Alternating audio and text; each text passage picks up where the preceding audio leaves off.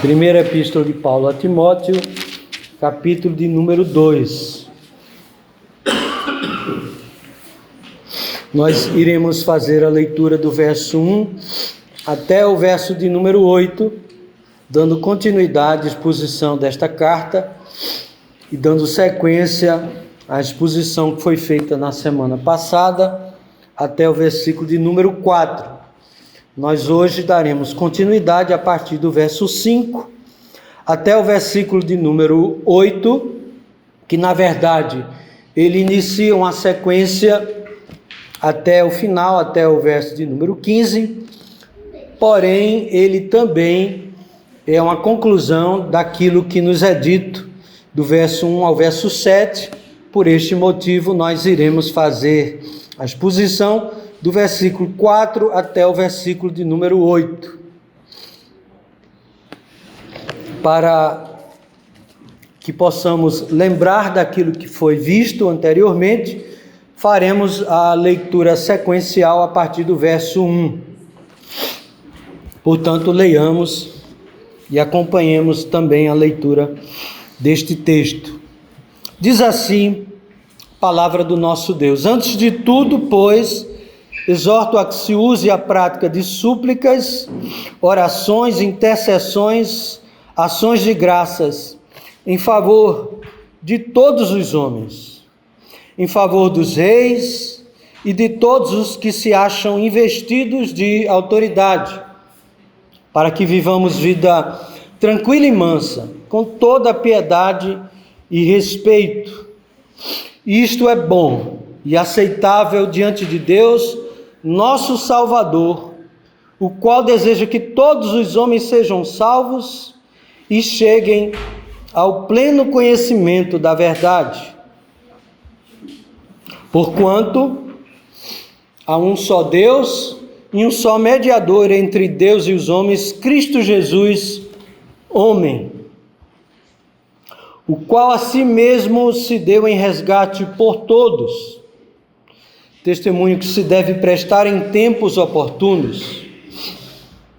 Para isto fui designado pregador e apóstolo, afirmo a verdade e não minto, mestre dos gentios na fé e na verdade.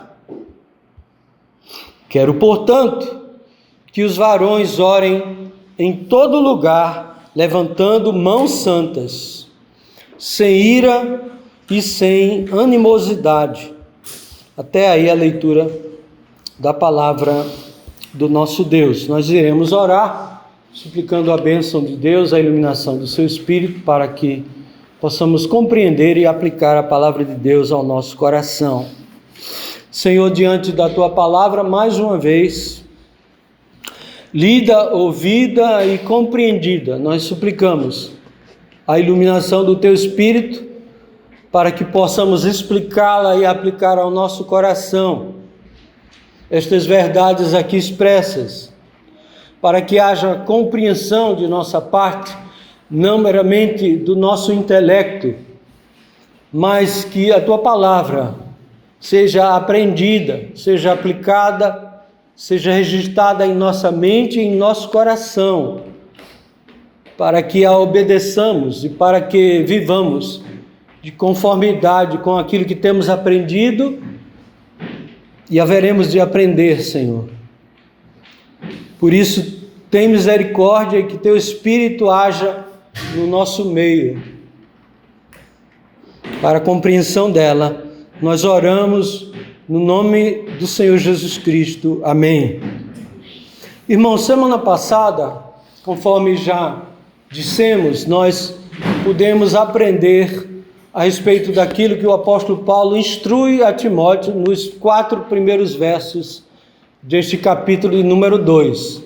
E nós lembramos aos irmãos que o propósito com o qual o apóstolo Paulo escreveu esta carta a Timóteo era para que ele, como pastor daquela igreja, como evangelista, enquanto Paulo não retornava àquela igreja, que é a igreja de Éfeso, ele pudesse saber, através do apóstolo Paulo, ou relembrar de como deve se proceder na casa de Deus, Então, Paulo, inicialmente, no capítulo 1, dá algumas instruções a respeito do ensino apostólico que Timóteo deveria replicar, ensinando aquela igreja positivamente e negativamente repreendendo aqueles falsos mestres que estavam a ensinar heresias ou palavras que não estavam de conformidade com o ensino apostólico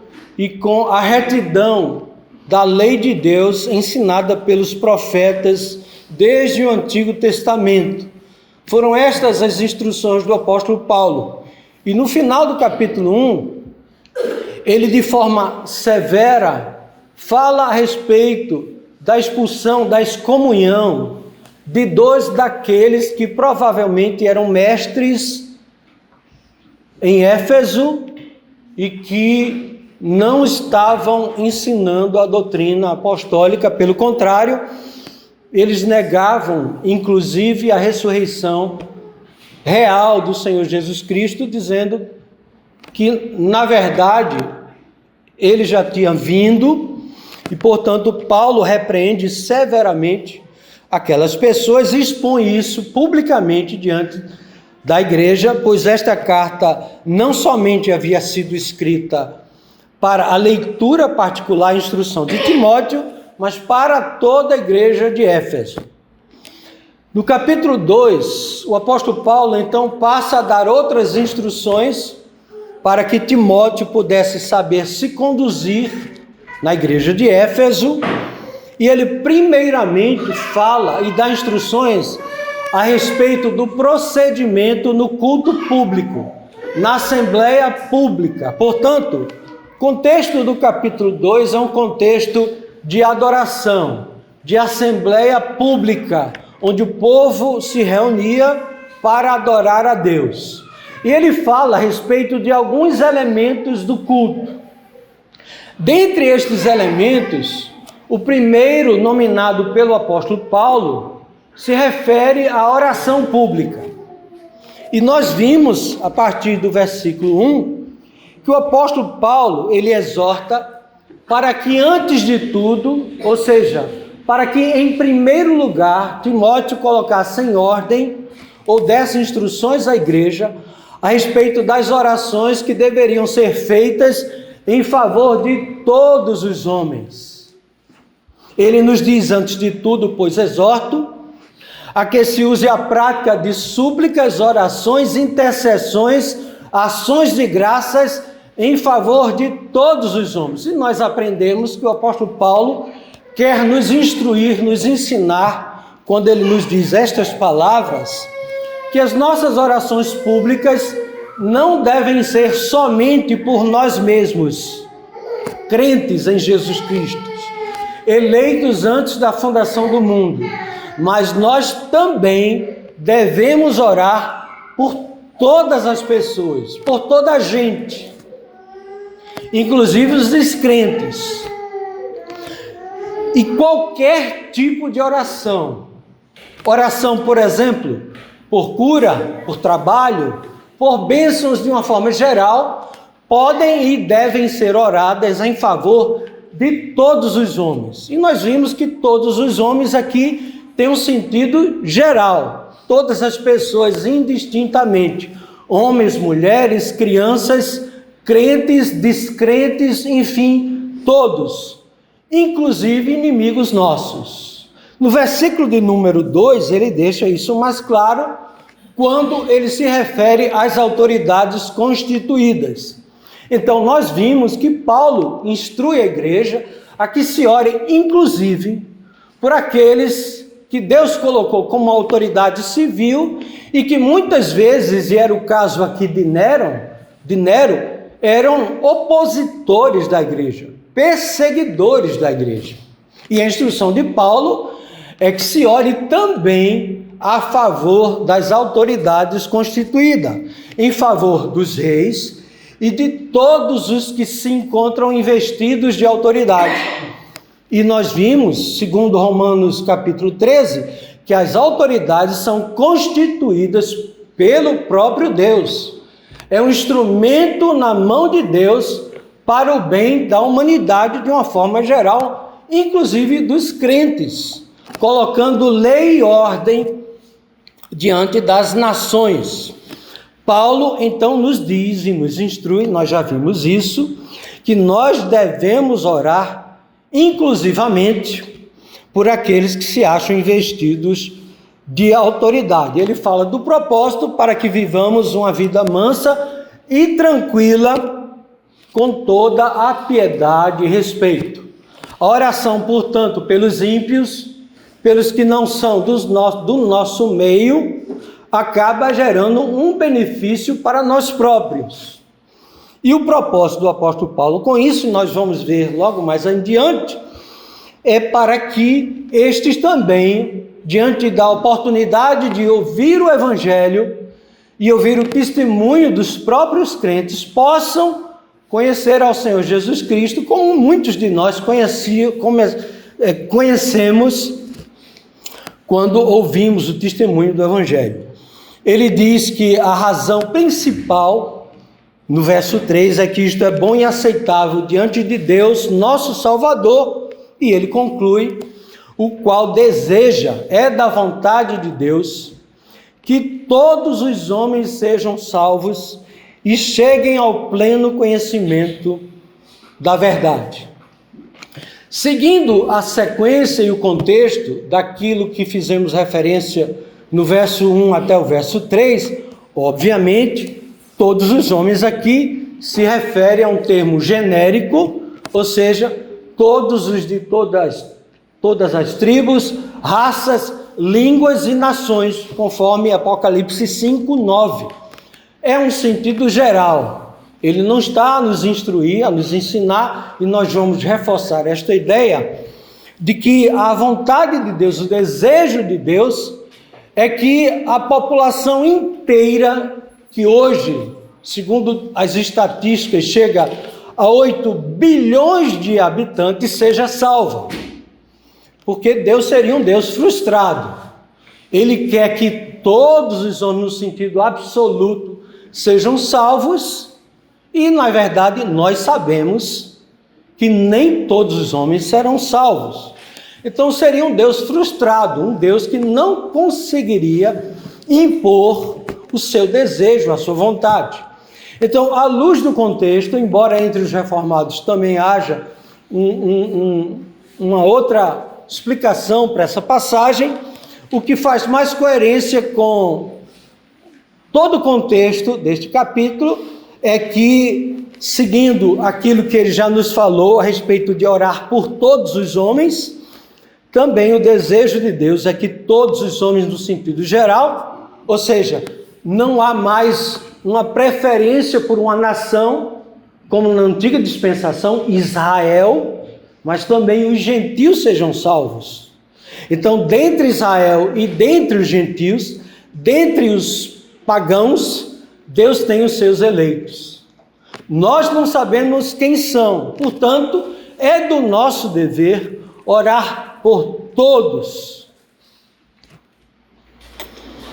para que eles cheguem ao pleno conhecimento da verdade.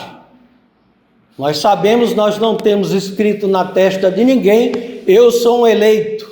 Portanto, nós devemos pregar, orar, testemunhar a todos os homens no sentido geral.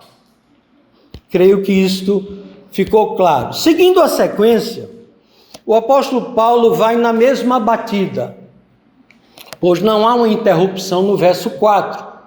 Nós interrompemos apenas por uma questão didática e de tempo. Mas o verso número 5 é uma sequência daquilo que ele vem dizendo. Portanto, tem o mesmo contexto da igreja orar em favor de todos os homens.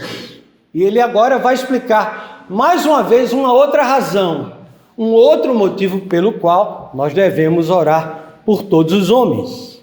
E ele nos diz aqui no verso 5, porquanto ou porque há um só Deus e um só mediador entre Deus e os homens, Cristo Jesus, homem, Então o apóstolo Paulo aqui, ele está reforçando a razão, ou dando-nos mais uma razão, mais um motivo, pelo qual nós devemos orar por todos os homens indiscriminadamente. E ele nos diz, e parece não fazer muito sentido, que há um só Deus.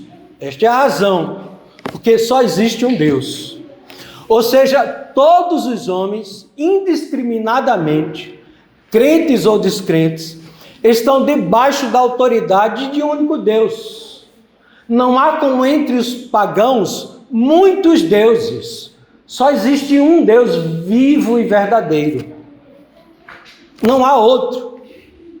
Se só há um Deus vivo e verdadeiro, um único Deus, toda a humanidade depende deste único Deus para vir a ser salvo, para que venham a ter o pleno conhecimento da verdade. O Deus que nós temos como Senhor e como Salvador é o mesmo Deus de um ateu, de um pagão, de um homem mau, de um corrupto. É o mesmo.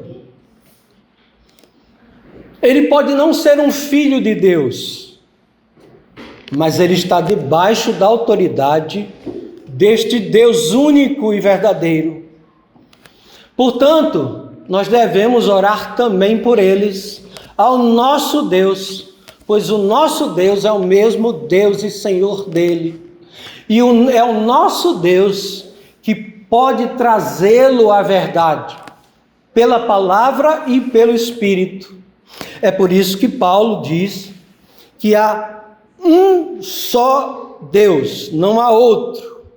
Embora esse único Deus, Deus uno, seja Pai, Filho e Espírito Santo.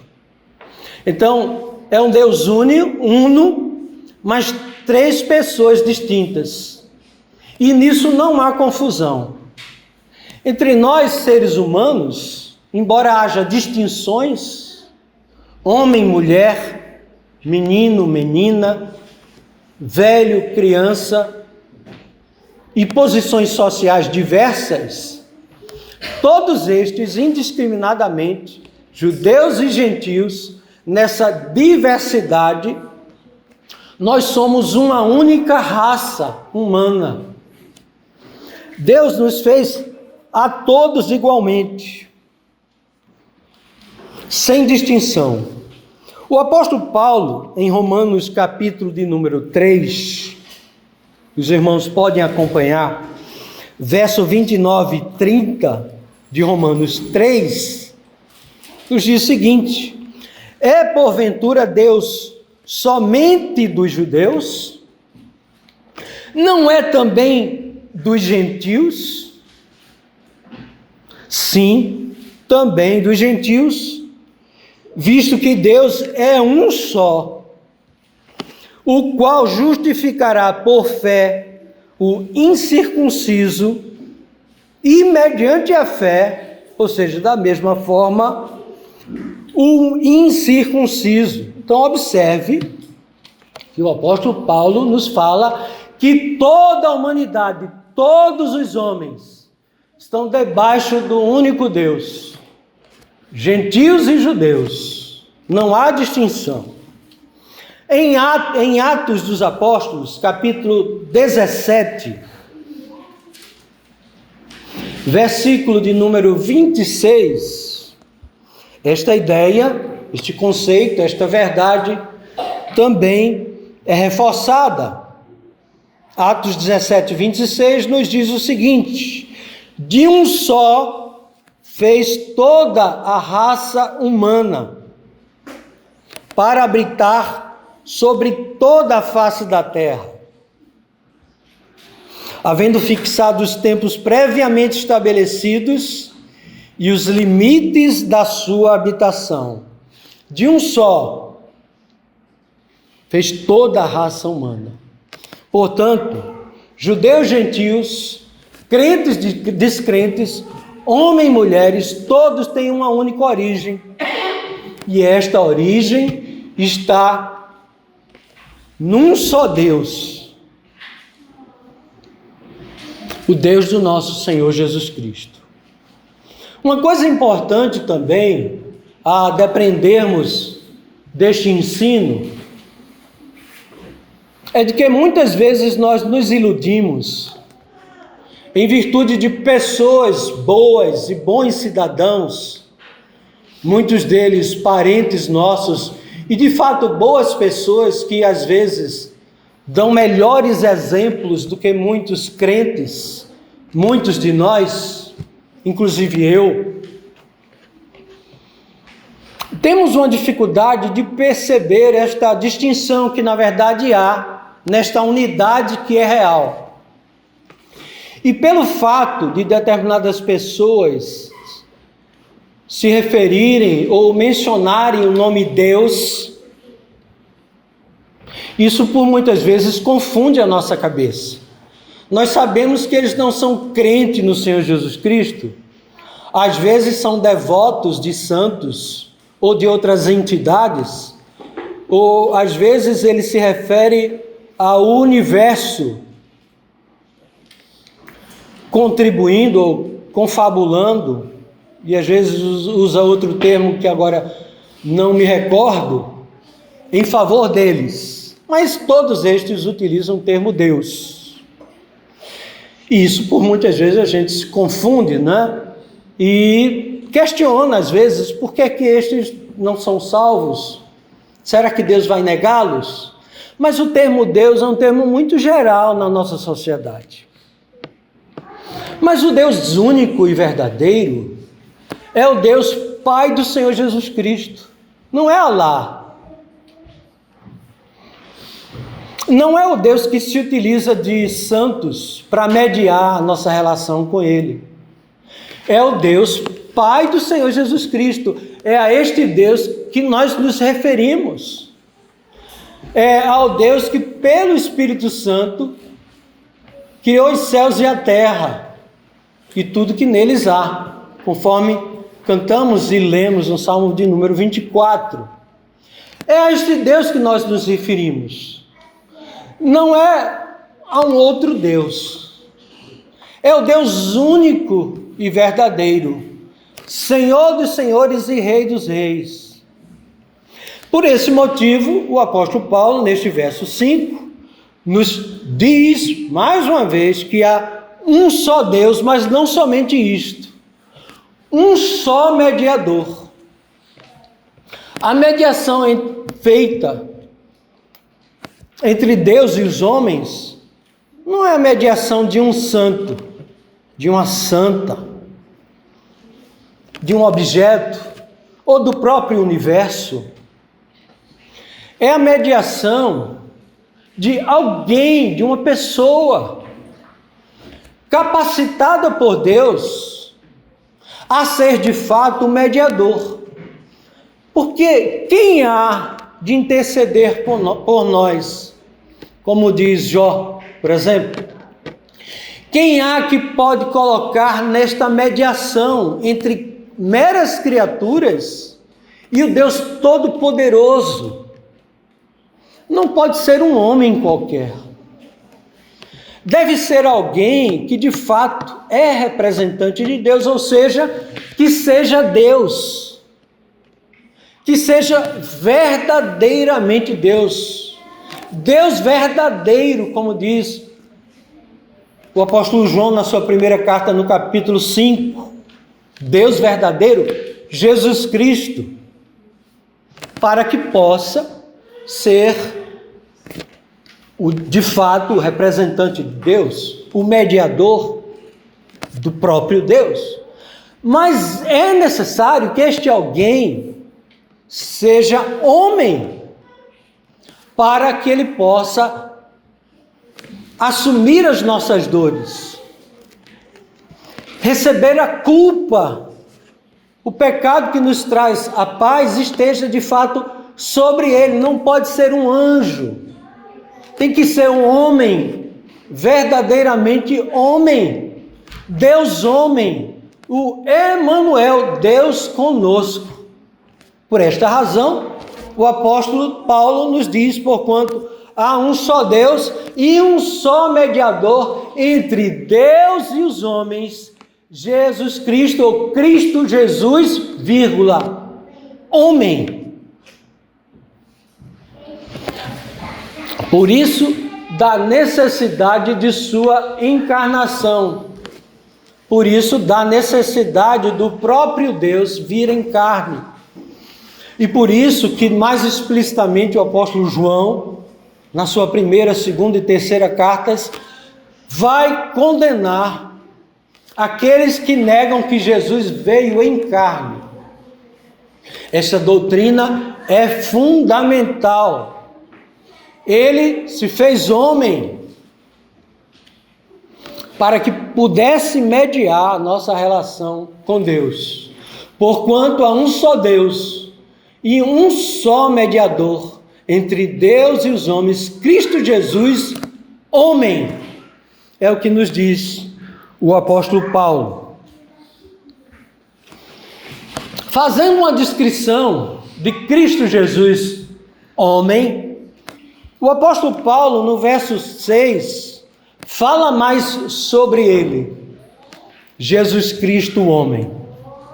E observe o detalhe que é extraído da sua morte vicária, o qual, se referindo a Jesus Cristo, homem, ou Cristo Jesus, homem, a si mesmo se deu, em resgate, mais uma vez, por todos. Se deduz, se infere, todos os homens. Testemunho que se deve prestar em tempos oportunos. Paulo, então, deduz do fato de mencioná-lo como um mediador entre Deus e os homens, referindo a ele como aquele que a si mesmo se deu. Ele não se deu aos homens.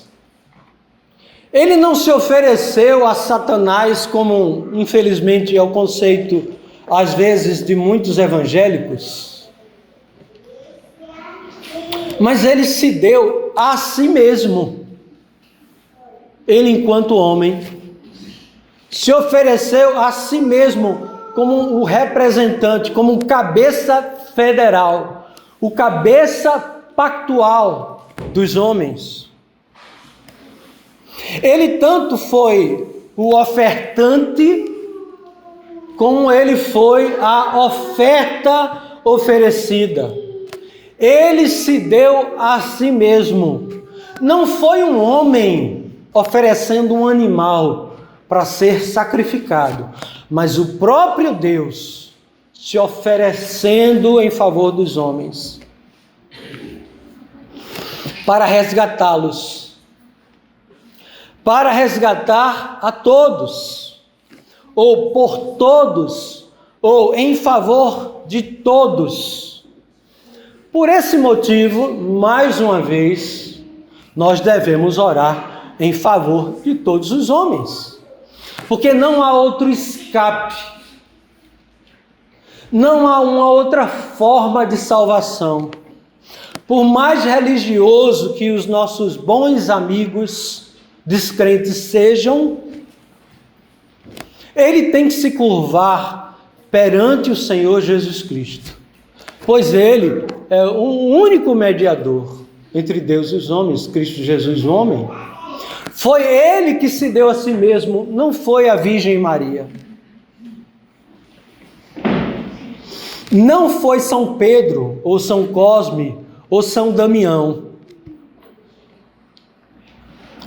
Foi o próprio Deus encarnado, o Emanuel, Deus conosco, que se ofereceu a si mesmo para um resgate, para uma libertação, pois nós estávamos cegos, absolutamente cegos, escravos dos nossos pecados. Por isso, dessa necessidade. Obviamente, seguindo a própria lógica do texto e do contexto, todos aqui É no sentido geral, genérico.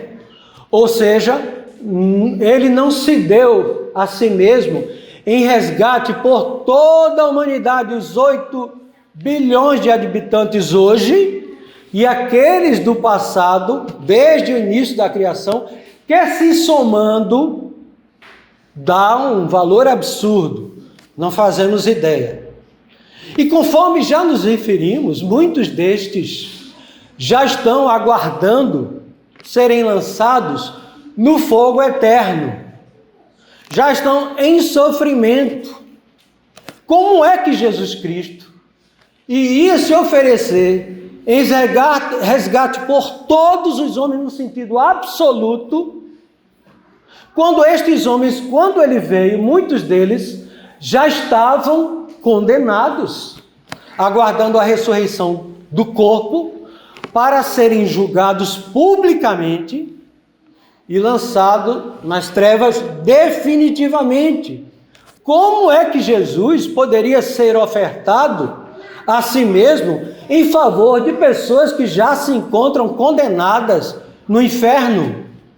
Obviamente, seguindo a sequência do contexto do texto, estes todos é um sentido geral, genérico, não só judeus, mas também gentios, não só homens, mas também mulheres, todos dentre a humanidade em geral. Foi por estes que ele se ofereceu. Graças te dou, Pai, porque ocultaste estas coisas aos sábios e entendidos, mas a revelastes aos pequeninos. Sim, ó Pai, porque foi do teu agrado. E o Senhor Jesus Cristo também nos instrui, e já fizemos referência, e é bem conhecido por todos nós, quando fizemos a exposição dos versos anteriores, na sua oração sacerdotal, no capítulo 17 do Evangelho de João. Ele não pede pelo mundo, ele pede ao Pai pelos seus. Como é que ele pede ao Pai pelos seus e morre por todos no sentido absoluto? É claro que Paulo quer nos dizer que nós devemos orar por todas as pessoas no sentido geral e deixar que Deus faça o seu querer, a sua vontade, sobre aqueles a quem, através do Senhor Jesus Cristo, o único mediador entre Deus e os homens, alcançará a redenção e a salvação. Quando ele diz, na parte B deste verso, testemunho que se deve prestar em tempos oportunos, os tempos oportunos são o tempo, ou é o tempo que vivemos hoje, desde a vinda do Senhor Jesus Cristo. Nós vivemos em tempos oportunos, porque não haverá um tempo depois da condenação. Depois da morte, não haverá um tempo de oportunidades. O tempo de oportunidades é aqui e agora. Não adianta ter missa do 7º dia. Não resolve. O tempo oportuno é o tempo no qual nós nos encontramos hoje. Paulo quer que oremos por estes vivos, de todas as partes, de todos os lugares, porque nós vivemos no tempo da oportunidade. Este tempo há de se encerrar. Aproveitemos o tempo. Em 2 Coríntios, capítulo 6, verso 2, reforça esta interpretação, esta ideia. Ele diz assim, 2 Coríntios 6, 2, porque ele diz: eu te ouvi no tempo da oportunidade e te socorri no dia da salvação. Eis agora o tempo sobremodo oportuno. Eis agora o dia da salvação. Vivemos o dia da salvação. Vivemos o tempo da oportunidade. Por esse motivo, devemos orar por todos os homens. testemunho que se deve prestar em tempos oportunos, diz o apóstolo Paulo. Por este motivo, Deus, de forma especial, ele capacitou alguns. E eu gostaria da atenção e compreensão dos irmãos, aquilo que será falado. O apóstolo Paulo, nesta mesma batida, seguindo este mesmo fluxo de entendimento do texto, no verso de número 7, ele vai dizer o motivo pelo qual o Senhor Jesus Cristo escolheu e o capacitou para ser um instrumento entre os gentios, para que no tempo da oportunidade, os gentios tivessem a oportunidade de serem constituídos nação, povo de Deus, povo de propriedade exclusiva de Deus, para que ele, Paulo, capacitado e chamado de forma especial, um apóstolo, um testemunho vivo da ressurreição do Senhor Jesus Cristo, fosse e pregasse o evangelho, não somente entre os judeus, mas de forma muito mais especial entre os gentios. Os irmãos lembram da dificuldade de Pedro, judeu. Paulo também era um judeu. Para isto fui designado, diz ele no verso 7, pregador e apóstolo. Afirmo a verdade e não minto. Mestre, observe, dos gentios na fé e na verdade. Mestre dos gentios na fé e na verdade. Observe o contraste. Observe que isto está no ritmo e na compreensão de que todos são judeus e gentios. Paulo foi chamado por Deus para pregar também aos gentios, aos pagãos. Por esse motivo, ele instrui a Timóteo, aqui a igreja, ore por todos, em favor de todos os homens. Súplicas, orações, intercessões e ações de graças. Porque é por meio da pregação que os homens são salvos. Não existe outro meio. A fé vem pela pregação, ou como diz em outras versões, vem pelo ouvir a pregação, ouvir a palavra de Deus.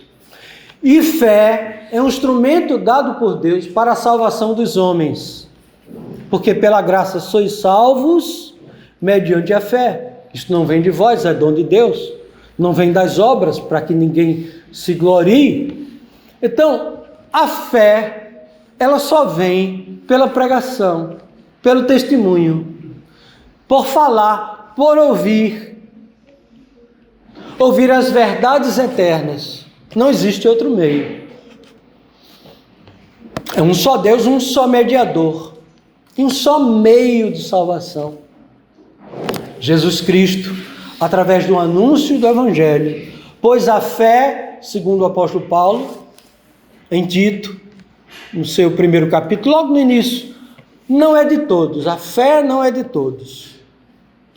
E ele fala isso diante de Deus como que um voto, como que um juramento, como quem diz sim, sim, não, não.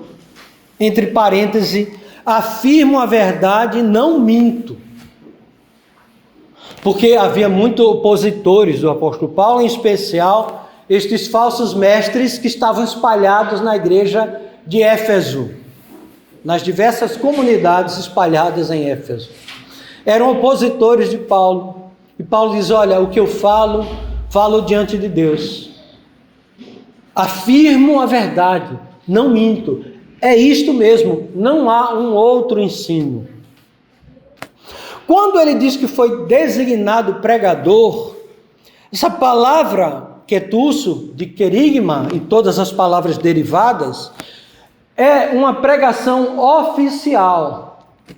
E é nisso que eu gostaria da sua atenção e compreensão. É verdade que é obrigação de todos nós pregar o Evangelho por todo mundo, orar por todo mundo, por toda a gente. Mas se quisermos nos referir ao sentido mais técnico, mais específico da palavra pregar no Novo Testamento, esta palavra, ela é atribuída, ela é usada de forma mais especial, específica, pregação, àqueles a quem Deus vocaciona para ser um arauto, um pregador público, um anunciador público, um mestre para as pessoas. Se é assim, então eu que não sou pregador, não sou mestre, quer dizer que eu não posso pregar, anunciar o evangelho? Não somente pode, mas deve. Eu estou apenas dizendo que o termo aqui atribuído é um termo para quem é vocacionado, uma pregação pública autoritativa. Nós devemos fazer como aquela mulher samaritana, ser um testemunho do Senhor Jesus Cristo em nossas conversas, na nossa relação pessoal, mas se quisermos ser muito precisos nas palavras, o termo pregar a gente deixa para aqueles que são vocacionados, pois é assim que o Novo Testamento utiliza essa terminologia, um pregador chamado para anunciar publicamente o Evangelho. É um detalhe só para a nossa compreensão, mas eu ressalto que quando Jesus fala aos seus discípulos, ide pregai, ele está sendo bem específico também, porque logo em seguida ele fala não só pregar, ensinar, batizar, e nós não batizamos. Entretanto, tem uma aplicação geral, na qual todos nós temos obrigações de testemunhar do Evangelho. É por isso que nós devemos ser, de fato, testemunhas do Senhor Jesus Cristo, anunciando aquilo que aprendemos dos pregadores e da pregação especial da palavra de Deus. Para isto fui designado pregador e apóstolo, afirmo a verdade e não minto, mestre dos gentios na fé e na verdade. Espero que os irmãos tenham compreendido da nossa obrigação, mas entender papéis distintos no sentido no qual fizemos referência, não vamos insistir com isso. Agora, chegamos ao final. Versículo número 8, nos preparando para os versículos seguintes também, que aí entraremos em questões que hoje em dia são um pouco mais polêmicas. Então precisamos compreender esse verso aqui, que contrasta com os versos anteriores em certo sentido, mas continua a falar das orações, e contrasta com o verso 9 e a sequência dele, quando ele se refere aqui a pessoas distintas, em especial. Observe, quero, portanto, este portanto, então, liga este verso com os versos anteriores, é uma conclusão. Diante de tudo que eu acabo de expor, diante de tudo que acabo de referir dos versos anteriores, portanto, que os varões orem em todo lugar, levantando mãos santas, diz o apóstolo Paulo, sem ira e sem animosidade. Vamos tentar, então, compreender este verso. Em primeiro lugar, não é uma opção. O apóstolo Paulo não está colocando diante da congregação de Éfeso e diante de todos nós uma opção. Olha, opcionalmente, que os varões orem em todo lugar, levantando mãos santas. Escolham aí, decidam o que é que vocês querem fazer. Vocês têm essa opção.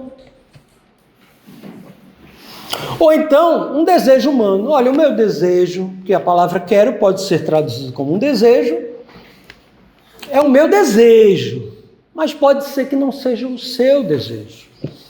Não, o apóstolo Paulo, ele fala com autoridade apostólica, fala como alguém inspirado pelo próprio Espírito Santo.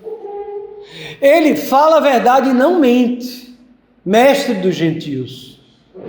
É dentro dessa balada, desse contexto, desse fluxo de texto que ele fala. Portanto, ele fala como quem tem autoridade. Quero, portanto.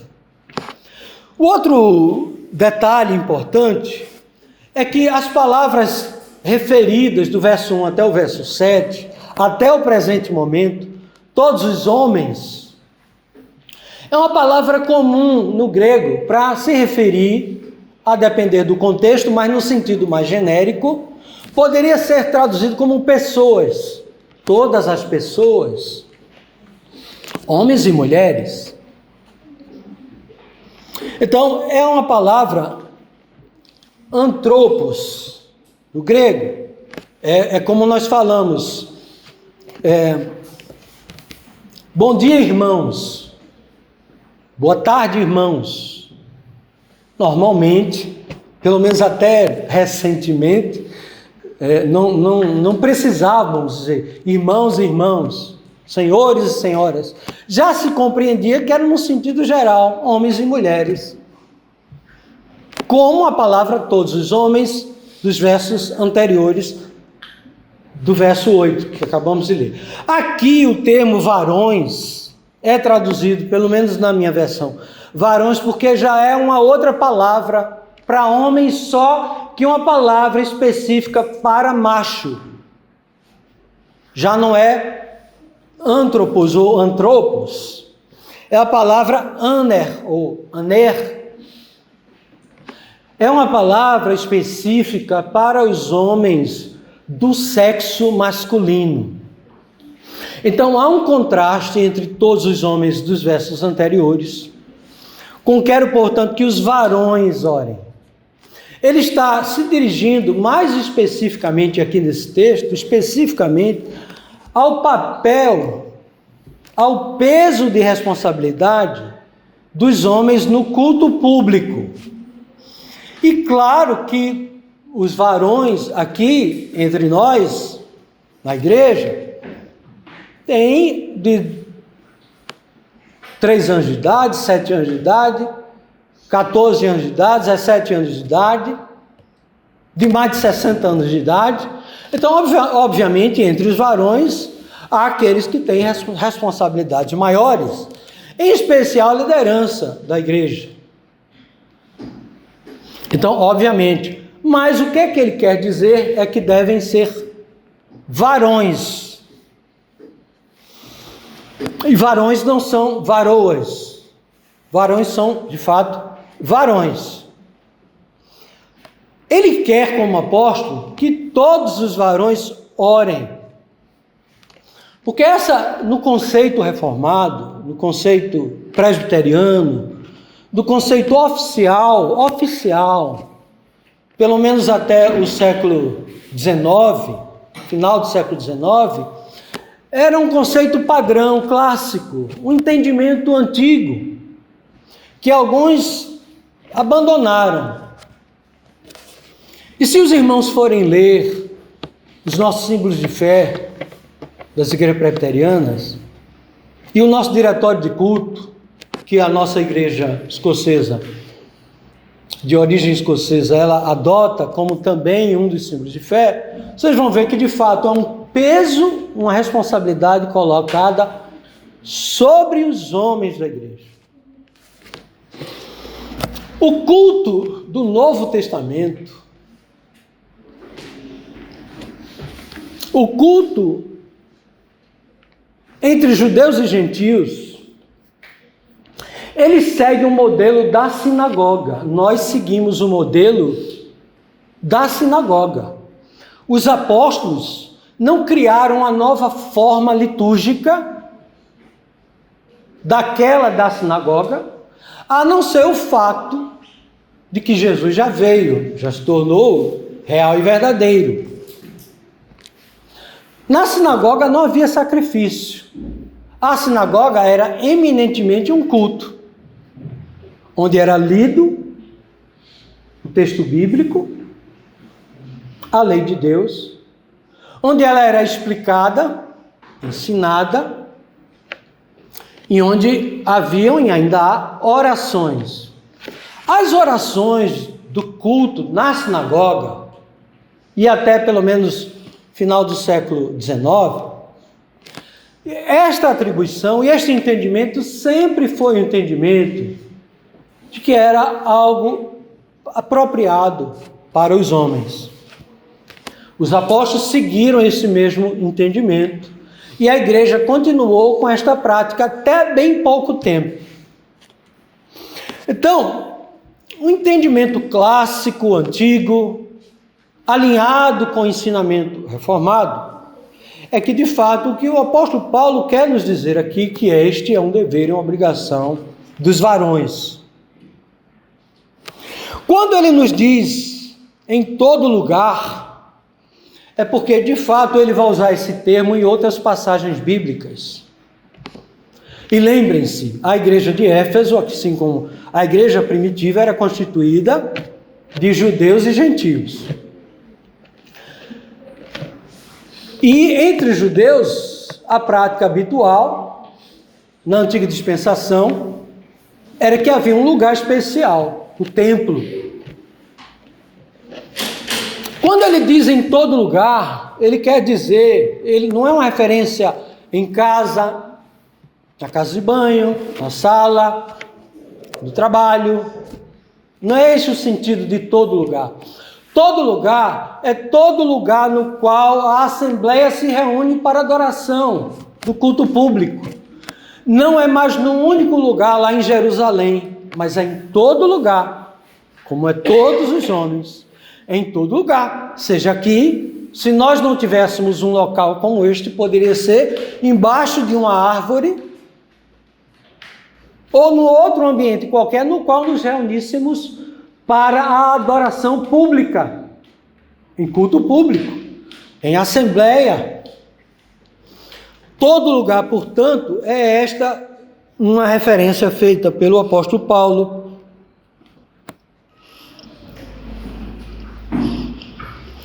Com um exemplo, e basta um, mas depois os irmãos podem ver com mais detalhe, 1 Coríntios 1, 2.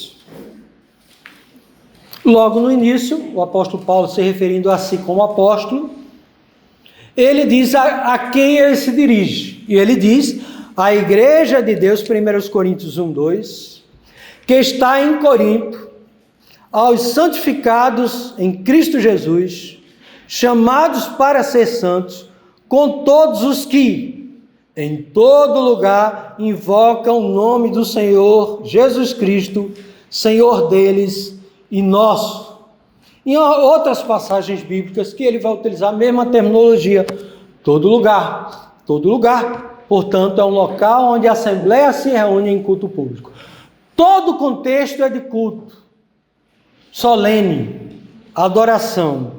É da vontade do apóstolo Paulo, ele ordena gentilmente a igreja, que se reúna em todo lugar, orando por todos os homens, em local público, e que esta atribuição recaia, este peso de responsabilidade sobre os varões.